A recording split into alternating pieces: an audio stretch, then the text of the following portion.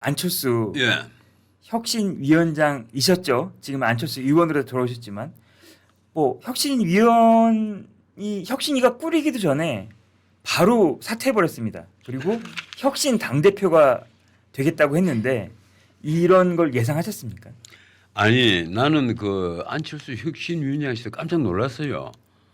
우리가 그 과거로 조금 돌아가 봐야 됩니다. 작년 12월 3일 날 비상계엄 선포를 한 걸 잘했다고 하는 사람은 일부 있습니다. 뭐 그 간이 계몽령이다 이런 분들 있잖아요.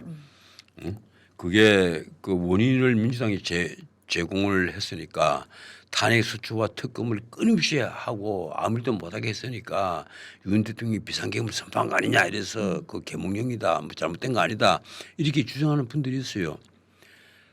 하지만 누가 보더라도 이 비상계엄 선포를 두고 잘했다고 박수를 치는 것은 나는 아니라고 봐요. 그건 나는 당시에도 이분이 설마 내가 실언을 해버렸어요. 갑자기 방송에서 그 이튿날인데 알코올 침해 아닌가 하는 생각까지 한다는 식으로 실언을 해서 내가 그 말 수습한다고 아주 일을 먹었어요. 그랬는데 다만 내가 그날 또 한 얘기가 그거예요. 바로 그 12월 4일 날 이걸 벌써부터 내란 운운하는 신문 그렇죠. 사설이 있었다. 맞아요. 내란 속에다 하는 식의 표현을 하더라. 그런데 이걸 대통령이 비상계엄 선포행위는 대통령만이 그 요건을 심사할 수 있는 권한이 있다. 근데 이걸 했다고 해서 어떻게 내란이라고 할 수 있느냐. 이건 내란죄는 절대 아니다. 이랬더니만 나중에 뭐 민변에서도 내일까지 결혼해가면서 그걸 승토를 했어요. 내란이 아니라고 하는 자들이 있다는 식으로. 그런데 뭐 하여튼 그건 시각의 차이일 것이고 그 법 이론의 차이일 겁니다. 그런데 다 좋습니다. 이게 적어도 국민의힘 안에서 네. 그 이런 게 있어요. 우리가 큰 이 법 이론을 다 떠났어. 가령 윤석열을 탄핵 수준을 넘어갔을 때 지금 사법부로 봐서 탄핵 수주가 돼서 파면될 가능성도 상당히 있는 것이고 정권이 이재명에게 넘어갈 가능성이 굉장히 높아진다. 그걸 모든 소속 의원들이 알고 있었단 말이에요. 네. 그런데도 탄핵 수주에 가담을 한 거예요. 한동훈부터 안철수까지. 그래서 사람들이 한동훈을 두고 뭐라고 얘기하는가 하면 배신자 프레임을 그때 뒤집어 썼다고 얘기를 하는 겁니다. 한동훈 쪽에 국회의원 20명이 가담을 하지 않았다면 그리고 안철수가 가담을 하지 않았다면 어떻게 되었을까. 204명이 그때 탄핵소추안에 가담을 해서 탄핵소추가 통과를 했단 말이에요. 그래서 12명이 넘어간 것인데 안철수는 나중에 그런 얘기를 했어요. 민주당에서 이제 헌법재판소 탄핵소추안에서 내란죄라는 걸 속 뺐잖아요. 네. 철회를 했단 말이에요. 철회를 하면 사실은 본회의에서 새로 의결을 해서 와야 되는데 이 안철수가 당시에 정론관에 마이크 앞에 섰습니다. 기자회견을 했어요. 이 국회 재의결을 해야 되는 거 아니냐. 그 얘기가 참 좋은 얘기입니다. 그런데 그 뒤에 한 말이 거예요. 나는 내란죄가 없었으면 탄핵소추 안 했다. 그 말에 언뜻 생각하면 아 그렇구나 이럴 판인데 그 말 바꿔서 얘기하면 내란죄다. 12.3 비상계엄은 내란죄입니다. 이 얘기예요. 한동훈과 똑같은 얘기입니다. 한동훈 또 그 윤 대통령이 두 번째 담화를 발표했을 때 내란죄를 자백했다 그랬잖아요. 네. 물론 시각의 차이는 있을 수가 있어요. 뭐 내란죄라고 본다 이래서 나는 그것이 나쁘다 이렇게는 안 봐요. 하지만 그건 틀린 거예요.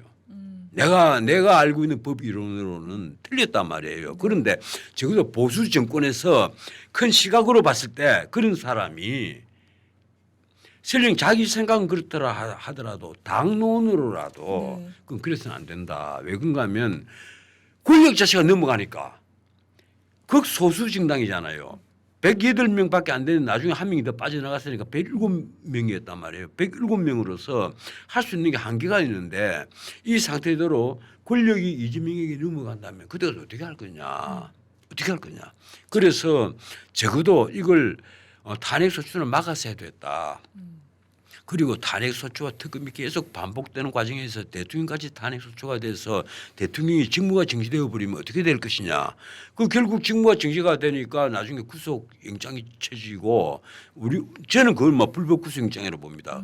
공수처가 내란죄 수사권이 없으니까 그래서 불법구속영장으로 구속까지 되는 사태가 벌어졌단 말이에요. 나중에 지기현 부장판사가 그걸 바로 잡은 거예요. 내란죄 수사권이 없어 보인다. 없다도 아니에요. 없어 보인다.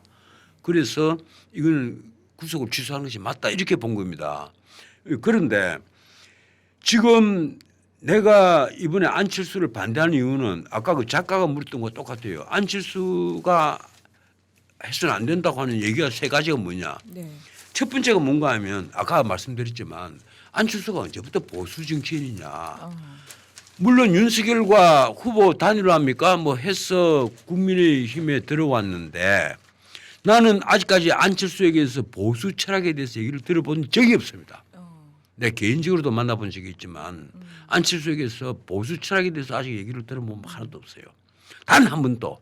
다만 오히려 안철수는 문재인과 함께 우리나라 진보 좌파 진영에 서 있었고 그리고 거기서 튀어나와서 다른 진보 좌파 계열의 정당을 만들었고 결국은 그 국민의당인가 뭔가가 나중에 윤석열과 합당을 하는 식으로 해서 후보 단일화를 했지만 저는 그때도 그거 반대했습니다. 네. 전혀 도움 안 된다.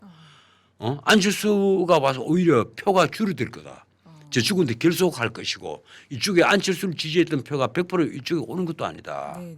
그 저는 반대를 했어요. 근데 이렇게 안철수가 그 보수주의자가 아닌데 왜 그럼 당 지도부는 안철수를 혁신위원장으로 내세웠을까요? 그러자 말이에요. 네. 내가 그게 이제 궁금해지는 첫 거예요. 번째. 안철수가 나 어떤 주의자라고도 아직까지 저도 잘 모르겠어요. 뭐 진보 좌파도 아닐 거예요. 그 문재인과 함께 정당 활동을 하긴 했지만 뭐 그분이 그 안내비라건 주식을 만들어서 한때 주가가 정치를 하니까 주가 엄청 올라갔잖아요. 네. 그때 16만 원까지 올라갔어요.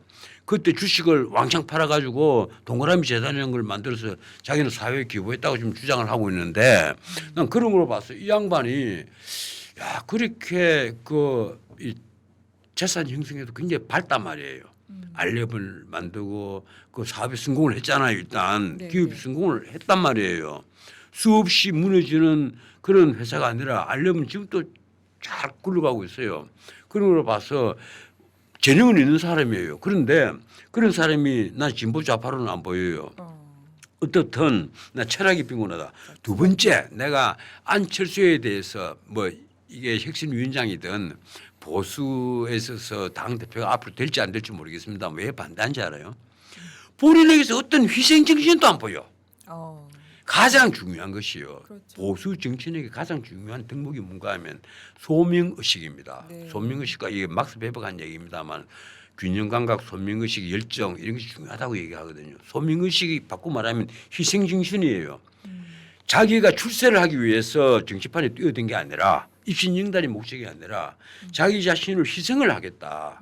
내 참 이게 놀고 다니고 재미있게 잘 살아야 되는데 그것보다는 우리 국민 민복을 위해서 내가 좀 고생을 하겠다. 희생을 하겠다. 이런 희생정신이 없어요. 난 아직까지 안철수에게서 희생정신을 본 바가 없습니다. 그러니까. 아니 노원이 자기 지역구였는데 분당으로 싹 옮기더라고. 분당에 피가 있으니까. 그럼 좋습니다. 그리고 세 번째. 이제. 이게 진짜 중요한 거예요. 나 이거 우리나라 정치인들을 이 안철수만 이렇다고 얘기하는 건 절대 아닙니다. 이재명에게도 나는 토론할 때 그런 짤이 좀 많이 돌아다녀요. 정치인으로서 리더로서 혹은 이 앞으로 더 높은 단계로 올라가기 위해서라도 네. 반드시 가져야 될 지식이 없습니다.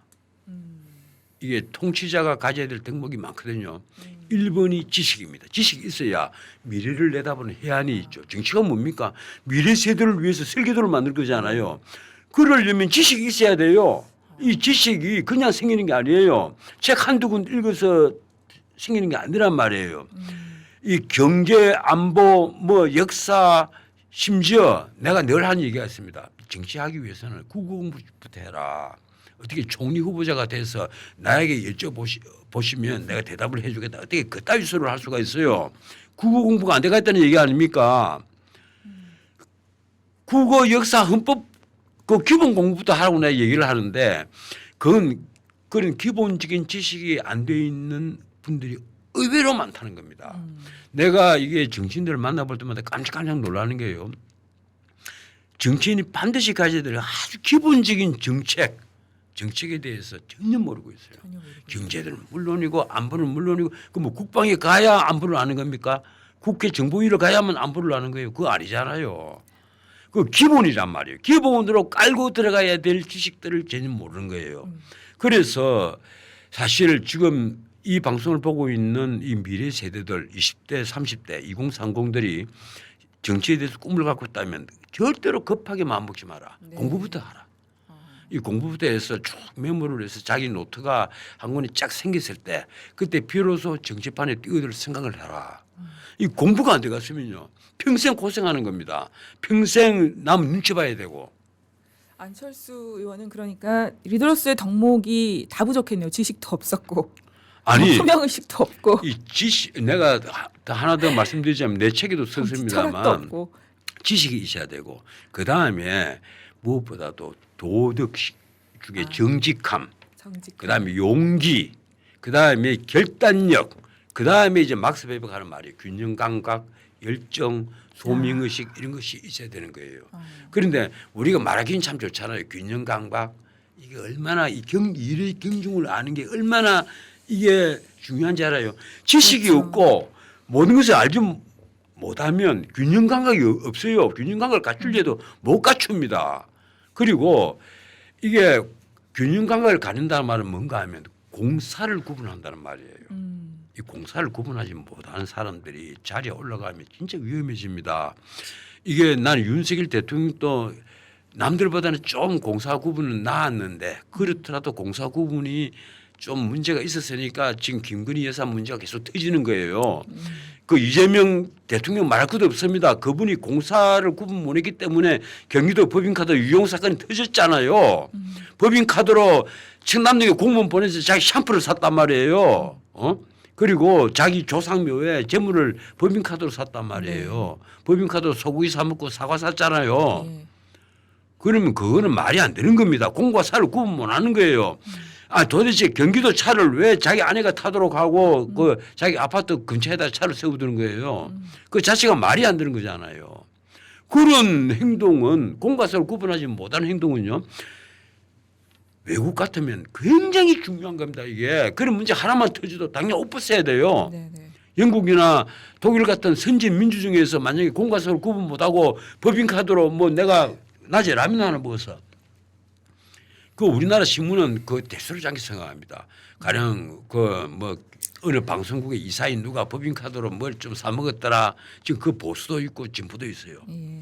이 그런 사건 한번 찾아보세요. 그런데 누구든지 팔이 안으로 굽어서 편을 들어요. 그런데 그거요 굉장히 나쁜 겁니다. 저도 법인카드를 한때 들고 있어 봤는데 나는 법인카드로 정말 공적인 거 외에는 일체 못하도록 했습니다. 아 짜장면 하나 사 먹어도 내 카드로 사 먹어야 맛이 있지. 저기 잠깐만 다시 그 돌아가서 쭉 갔다가 현안으로 돌아와서 예. 그 안철수 의원 얘기를 하고 있는데요. 물론 안철수 의원이 뭐 혁신위원장 자리를 이렇게 너무 손쉽게 던진 것과 관련해서 이게 다 뭐 빌드업을 한 거 아니냐, 계획된 거 아니냐, 당 대표 나가기 위해서 뭐 이런 얘기 하시는 분들도 있지만 그 안철수 의원이 이번에 혁신위원장 사퇴하면서 했던 얘기, 그 지금 보면은 인적 청산하자. 이 권성동, 권영세, 쌍권. 맞쌍권. 예, 뭐 딴 뭐 사람 아니에요. 그 세대 교체 뭐 이런 발언 자체는 뭐 맞지 않나요? 그 내용 세대 자체는? 교체가 문제가 아니고 지금 네. 권성동, 권영세 얘기가 왜 나왔겠어요? 그게 이제 김문수 후보와 그리고 한덕수 후보 그 후보 교체를 새벽 3시에 하려다가 실패를 한 게 그게 나중에 막 엄청 얻어맞았잖아요. 권영세, 권성동 이 친윤이 두 놈 당장 나가라 하고 막 난리가 났단 말이에요. 그래서 민심이 한밤중에 돌아서 가지고 김문수가 다시 후보로 롤백을 한 거 아니에요. 그러니까 이 안철수가 안 거예요. 이 상권을 쫓아내는 이걸 자기 칼로 쓰겠다. 이 재밌는 게 이게 내가 오늘 메모를 해가 왔어요. 6월 30일 날 네. 이 권성동이죠. 권성동이에요. 권영세가 아니라 권성동이에요. 권성동이 만났더라고. 6월 30일 날 만났다. 안철수 예, 의원과 장시간 현안을 논의했다. 안철수와 단 둘이 만나서 장시간 현안을 논의했는데 이 권성동이 오늘 한 말이 한 맺힌 말을 한 겁니다. 혁신위원장 중책을 개인 영달을 위한 스포트라이트를 받는 자리로 삼는 것은 매우 유감이다. 쉽게 말하면 혁신위원장 딱 되고 나서 5일 만에 자기 사표를 빡 썼는데 명분은 또 안 했습니다. 이 당 비대위가 혁신위원들 임명을 하니까 뭐 50분 만입니까? 발가락 엎어져 버리는데 이 권승동이 한 말이 자기하고 얘기를 할 때는 혁신위에 대해서 얘기를 쭉 하면서 자기 둘이 권승동 권영세에게는 일체 없었다. 일체 없었다. 뭐 했는가 하면 오로지 여연 그 여의도 연구소 개혁 그 문제하고 정책 쇄신에 두었다. 나는 정말 이게 그럼 이 여의도 여연 개혁이란 말이야. 여연이 제 역할을 못하고 있다. 지금 윤희숙 의원 전 의원이 맡고 계시는데 이 여연이 제 역할을 못하고 있다는 것은 이건 당에서 그만큼 여연을 중시를 하지 않고 있기 때문입니다. 뭐 여연이 잘못했다기보다 그런데 딴 걸 다 떠나서 정책 쇄신에 둔다. 이건 나 참 괜찮게 봐서 오히려 네, 네. 만약에 두 사람이 모여서 그런 논의를 했다면 그런데도 본인이 그 자리에서 6월 30일 둘이가 만나서 아마 밥을 먹었겠지. 네. 그 자리에서 나는 전당대회 출마 계획은 없습니다. 이 얘기를 분명히 했다. 맞아요. 그래서 아마 이 안철수를 7월 2일 날 이게 혁신위원장으로 미는 데는 권성동 권영세의 입김도 좀 있었을 거예요. 그 전에 만났고 7월 2일 날 혁신위원장으로 임명을 했고 그래서 임명이 됐는데 인적 쇄신만은 일체 없었는데 그 5일이 지나서 어제 그 난리를 쳐버렸단 말이에요. 그래서 그 뭐냐. 쉽게 말해서 권성동은 이렇게 추측을 합니다. 아마 주변에서 야 한동훈이가 이번에 출마 못한다. 김문수가 나온다고 하니까 한동훈은 지가 이번에 나와서 깨지면 영원히 지는 제기를 못하니까 한동훈이 절대 안 나온다. 그러니까 네가 나가면 이번에 나가서 권성동 권영세 목치자 딱 이래가 나가라. 나가면 김문수 이긴다. 아마 이렇게 부추겼을 것이다. 이 얘기예요. 지금 주변에서요? 권성동이 페북에서 얘기를 했죠. 예 페이스북에 그렇게 쓴 겁니다. 네. 그 선거니까 권영세도 그래요. 권영세도 똑같이 페이스북에 뭐라 썼는가 하면 자신의 이익 추구를 마치 공익이냐 계획이냐 이렇게 포장을 한다는 거예요. 근데 그 뭐 두 분도 그런 얘기를 하실 정도로 입장이 명확하지는 않으신 것 아니 같아요. 그런데 기본적으로 국민의힘이 나는 그 송은석 원내대표가 방향을 잘못 잡았다는 생각을 해요. 아무리 마음이 급하더라도 이 당을 혁신하고 하는 것은 전당대회가 이미 8월 안으로 전당대회를 하겠다 이렇게 네. 예정을 했잖아요. 네, 네. 그러면 이제 한 달 반 남았어요. 그 전당대회 당 대표가 출마를 하고 막 비전을 얘기를 하면 당의 개혁 방향이 나옵니다. 당의 주요 노선 또 나올 거고, 그러니까 이재명 정권을 우리가 어떻게 볼 것이냐 하는 그 당의 노선이 나온단 말이에요. 네. 그리고 당의 정책 방향이 나올 거예요. 그럼 거기다 맡겨놓는 것이 그 우선순위 아니었겠느냐. 공연히 당의 혁신을 만든다. 그럼 이게 당 대표가 누가 될지 모르겠지만 당 대표가 떡 됐는데 그때까지 혁신이가 뭐 사라질 리도 만무하잖아요. 혁신이가 역시 칼 잡고 해서 계속 휘두르고 있으면 그 뭐가 되겠어요. 내가 보기에 난 송은석 그 비대위원장께서 뭔가 생각을 좀 잘못한 것 같다. 그러니까요. 이 처음부터 혁신이 같은 것은 애초에 그리고 무슨 중수청 얘기가 나옵니까? 아니, 중수청 나는 뭔가 대단한가 싶어서 봤더니만 중도, 수도권, 청년이야. 이 안철수 입에서 나온 얘기예요. 네. 중도가 있다고 합시다. 예. 이게 진보, 보수 편 안 됩니다. 중도라고 합시다. 예, 그래서 예. 이게 중도, 수도권, 청년 이 중요하죠. 다음 우리가 총선 지선의 지방선거에서 이기기 위해서는 이거 굉장히 중요한 거예요. 중요한 타깃층이에요. 네. 맞아요. 그런데 그렇다고 해서 당을 혁신하는데 그 세 쪽에 사람을 영입을 해가지고 당을 뜯어고치겠다고 지금 맞하는 거예요. 그럼 당을 뭐 어떻게 바꾸면 그쪽 사람을 다 불러들이고 이쪽 사람 다 쫓아내고 이래야 되는 겁니까? 그게 아니잖아요. 나는 참 이해를 못 하겠어요. 이런 그만큼 나는 그 안철수 의원부터 좀 제대로 이 자기 철학을 좀 가져야 되는 것 아니냐. 옛날에 푸르동 재산은 도둑질이다. 이 유명한 말을 한 사람입니다. 재산이 무엇인가 하는 작은 팜플렛에 보면 그게 이제 공산주의가 막 시작되기 직전이었는데 한번 생각해 보세요. 재산은 도둑질이다. 이 명제가 얼마나 대단한가 하면 자기 재산을 갖고 있는 사람이 그때는 다 귀족들이었단 말이에요. 예. 근데 불동이라는 자가 탁 나가고 재산은 도둑질이다. 이 말을 했어요. 이 예. 팜플렛을 썼단 말이에요. 얼마나 센세이션을 일으켰어요. 파리 철학계에서. 그런데 칼 마르크스가 그 영국에 있을 때인데 제 1차 인터내셔널 직전에 유명한 말을 했습니다. 프루동 얘기가 딱 나오니까 자기하고 일종의 노슨의 라이벌이란 말이에요. 철학이 빈곤한 자다. 철학이 빈곤한 자다 이랬어요. 그런데 그 이 마르크스의 아니 프루동이 자신이 갖고 있는 책 갈피에다가 뭐라고 메모를 한 게 나중에 사후에 발견이 되는가 하면 이 마르크스는 철학이 빈곤한 자다 이랬잖아요. 예. 빈곤한 정반대 말을 하면 빈곤한 철학 마르크스 딱 적어놔요. 거꾸로 이게 우리가 뭐가 다르냐 이러겠지만 달라요. 거의 나중에 오늘 시간이 없어서 장황한 설명을 못 드리겠는데 하나는 철학이 빈곤하다 이랬고 하나는 빈곤한 철학.